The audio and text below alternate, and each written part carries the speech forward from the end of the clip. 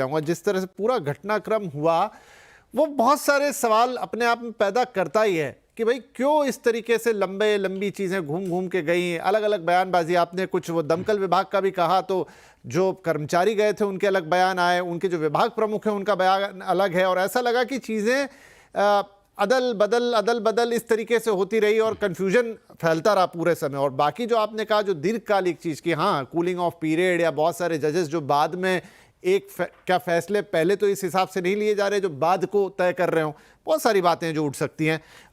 दिनेश जी जुड़े हुए हैं हमारे साथ। दिनेश जी, इस पर्टिकुलर केस की बात करें तो ये जो पूरा एक हफ्ते भर का घटनाक्रम है, ये जिस हिसाब से बदला, जितनी बार बदला, जितनी तेजी से बदला, वर्मा जी पे तो खैर जो उठा सवाल उठा, लेकिन पूरे सिस्टम पे सवाल उठा गया।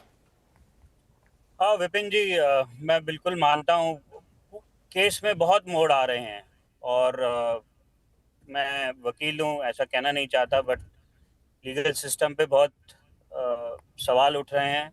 ऐसे लग रहा है कि एक तरीके से लीपापोती की जा रही है, बार बार यू टर्न्स हो रहे हैं, कभी है कभी नहीं होती है, कभी कहते हैं नोट मिले हैं, कभी कहते हैं नहीं मिलते हैं। फायर ब्रिगेड डिपार्टमेंट वाले भी कई बार कहते हैं कि हाँ हमने ये बोला नहीं था कि नोट मिले हैं, और फिर वीडियो रिलीज हो जाती है। तो बहुत कंफ्यूजन है इस वक्त, बहुत ज़्यादा कंफ्यूजन लग रहा है। और अब जो लेटेस्ट न्यूज़ आ रही हैं, ऐसा लगता है कि मनी ट्रेल का भी पता लग रहा है, जिसपे किसी की मिली भगत हो सकती है, कुछ वकीलों की भी मिली भगत हो सकती है। पर इसमें मैं बस एक ही बात कहना चाहूँगा, जो मैं शुरू से कहता आ रहा हूँ, justice should not only be done, it should seem to have been done. और आज बहुत रिस्पॉन्सिबिलिटी है सुप्रीम कोर्ट ऑफ इंडिया के ऊपर कि ये जो कहावत है कि जस्टिस ऐसा लग नहीं रहा होगा या हो रहा है at this point of time. तो बिल्कुल ट्रांसपेरेंटली हमारी जुडिशरी को सामने आना चाहिए और बताना चाहिए कि एग्जैक्टली क्या हुआ और ये पैसा कहाँ से आया। और ये मुश्किल काम नहीं है। अभी तक हमें आप देखेंगे जितने भी ऑर्डर, जो कम्युनिकेशन हुई है from the honourable chief justice office, जो उसका रिप्लाई आया है, उस रिप्लाई में भी अभी तक हमारे को क्लियर नहीं है कि इन्वेस्टिगेटिंग एजेंसी कौन सी है। Is it CBI, is it enforcement directorate है, कौन सी एजेंसी इन्वॉल्व है, दिल्ली पुलिस इन्वॉल्व है कि सभी इन्वॉल्व हैं। आपको फॉरेंसिक साइंस, फॉरेंसिक कराने पड़ेंगे, बहुत सारा आपको लैपटॉप का फॉरेंसिक कराना पड़ेगा, मोबाइल फोन का फॉरेंसिक कराना पड़ेगा। तो आप कैसे मना कर सकते हैं डिजिटल एविडेंस को इवैल्यूएट करने के लिए। और ये सिर्फ जजेस कॉन्स्टिट्यूट करने तक रुकना नहीं चाहिए। अल्टीमेटली कोई ना कोई इन्वेस्टिगेटिंग ऑफिसर हो, हो, होना ही चाहिए, और जो रिस्पॉन्सिबल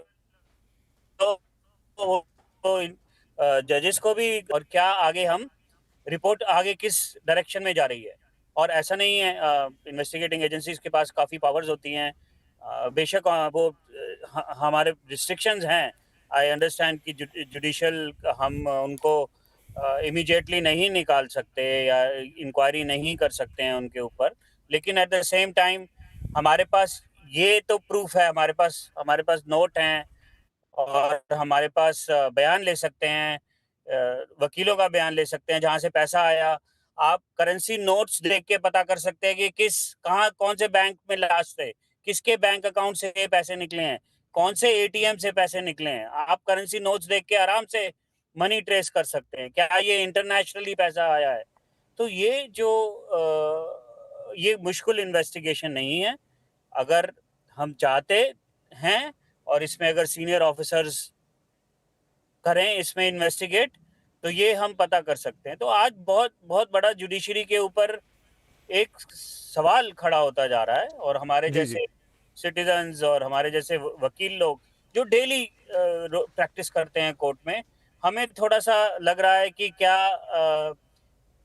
क्या ये लीगल सिस्टम कम्प्लीटली, हमें डाउट तो होता है, लेकिन ये क्या कम्प्लीटली सेल आउट हो गया है इंडिया का लीगल सिस्टम। नहीं नहीं, बड़ी बड़ी बात है जो आप बोल रहे हैं, बड़े बड़े शब्द हैं दिनेश जी। ये विराग साहब कुछ कहना चाह रहे थे। विराग साहब, उसमें यही सवाल है, देखिए ये लोगों के मन में भी सवाल होगा कि चलिए एक इंटरनल कमेटी तो बन गई, 3 जज उसकी जांच कर रहे हैं, लेकिन इसके जो ये एक्सटर्नल पॉइंट है, मतलब वो पैसा कहाँ से आया, उसका फॉरेंसिक और मतलब आगे पीछे का ट्रेल, वो तो काम जांच एजेंसियों का है। तो अगर जब तक वो नहीं करेंगी तो क्या एक इंटरनल कमेटी ये सारी बातों का सच जान पाएगी? विपिन जी, मैं दिनेश जी के एक बात का जवाब और विजय त्रिवेदी जी के एक बात का जवाब दे करके और फिर उसी में आपका जवाब दूंगा। दिनेश जी ने अभी दो बातें बोली। उन्होंने पहली बात बोली कि करेंसी को देख करके उसका सोर्स, उसका सारी बातें पता की जा सकती है।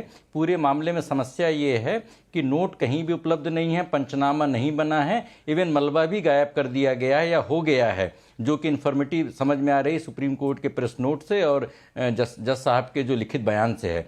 तो जब कुछ वहाँ पर उपलब्ध ही नहीं है, जो केस जो पूरा मटेरियल है, तो फिर उसको जांच कैसे होगी? किस बात की जांच होगी? सिर्फ वीडियो के आधार पर कैसे किसी को कितना इवन कितने पैसे थे, इस बात का भी कहीं कोई अनुमान नहीं है पंचनामे में। तो कुछ भी वहाँ पर नोट या बोरे उपलब्ध नहीं है, ये पहली बात है। दूसरी बात उन्होंने बोली कि इन्वेस्टिगेटिंग ऑफिसर कौन है, ईडी, सीबीआई या इनकम टैक्स। उसमें भी एक समझने की ज़रूरत है कि सुप्रीम कोर्ट अपने ही फैसले से अपने कानून बनाती है, जैसे कि कॉलेजियम सिस्टम सुप्रीम कोर्ट के फैसले से बना है। वहाँ पर संविधान के बारे में, उसमें संविधान में कोई प्रावधान नहीं है। इसी तरीके से सुप्रीम कोर्ट और हाई कोर्ट के जजों को सुरक्षा मिली है, लेकिन उन्हें लोक सेवक माना जाता है और वो प्रिवेंशन ऑफ करप्शन एक्ट के भीतर आते हैं। और लोकपाल ने अभी इस बारे में कार्रवाई करना चालू किया, लेकिन सुप्रीम कोर्ट के जजों ने उस पर रोक लगा दिया है। तो अब एक सुप्रीम कोर्ट का पुराना फैसला है जिसके हिसाब से जजों के खिलाफ एफआईआर नहीं हो सकती है, और जब तक एफआईआर नहीं होती है तब तक इन्वेस्टिगेटिंग ऑफिसर नाम का कोई ऑफिसर उसकी जांच नहीं कर सकता है। लेकिन जो इन हाउस कमेटी है, वो in house committee ED, CBI या फॉरेंसिक की मदद ले सकती है। और संभवतः चीफ जस्टिस ने जो अभी हाई कोर्ट के चीफ जस्टिस को चिट्ठी लिखी और उसके बाद फिर पुलिस कमिश्नर से जो पूरा सीडीआर और सारी डिटेल मांगे गए हैं, लेकिन उसकी कैसे विश्लेषण होगा उसमें उनको मदद लेनी पड़ेगी। दो छोटी छोटी बातें। आज से 4-5 साल पहले कहा गया था कि पूरा जुडिशियल सिस्टम बहुत ही खतरे में है, और सैटरडे के दिन इसके लिए विशेष एक बेंच का गठन हुआ था और जस्टिस पटनायक की कमेटी बनाई गई थी और बोला गया था कि बताइए कि पूरा जुडिशियल सिस्टम किस प्रकार से, उसमें एक नेक्सस बना हुआ है। और जस्टिस पटनायक की कमेटी की रिपोर्ट आई गई और उसमें सिस्टम कैसे हमारा सुधरा हमें नहीं पता है। और एक और महत्वपूर्ण बात मुझे लग रहा है कि इस मामले के बाद, और इसमें सरकार को पहल करने की जरूरत है, सुप्रीम कोर्ट के सभी जजों ने सामूहिक तौर पर एक फैसला लिया था कि सारे जज एनुअल अपना रिटर्न, अपनी जो प्रॉपर्टी की डिटेल्स हैं वो उसको फाइल करेंगे। दिल्ली हाई कोर्ट में संभवतः 39 जज हैं और 39 जजों में मेरी जानकारी के हिसाब से अधिकांश जजों ने अपने रिटर्न फाइल नहीं किए हैं और कई जजों ने अपने डमी रिटर्न फाइल किए हैं। ये बड़े दुर्भाग्य की बात है। तो देश के सारे जज अपना जो एनुअल रिटर्न है उनको जो कंपलसरी, उसको तौर पे भले ही वो परंपरा है, उसको कानून समझ के उसको करना चाहिए। और जो जज नहीं करें उनके, मुझे लग रहा है कि सरकार को कड़े कदम उठा करके और उनकी नाम सार्वजनिक करने चाहिए, क्योंकि ये मामला भी तभी खुला है जब देश के सबसे बड़े अखबार में हेडलाइन में खबर आई है, अन्यथा ये मामला भी रफा दफा हो गया होता। तो पारदर्शिता और अगर न्यायिक व्यवस्था अपने आत्म अनुशासन से सुधार नहीं करेगी तो इस तरीके के दबाव से, इस तरीके से कंप्रोमाइज से, इस तरीके के करप्शन के केसेस से पूरे सिस्टम के प्रति भरोसा खत्म हो जाएगा, जो जजों के लिए, वकीलों के लिए, देश के लिए और लोकतंत्र के लिए अच्छा नहीं है।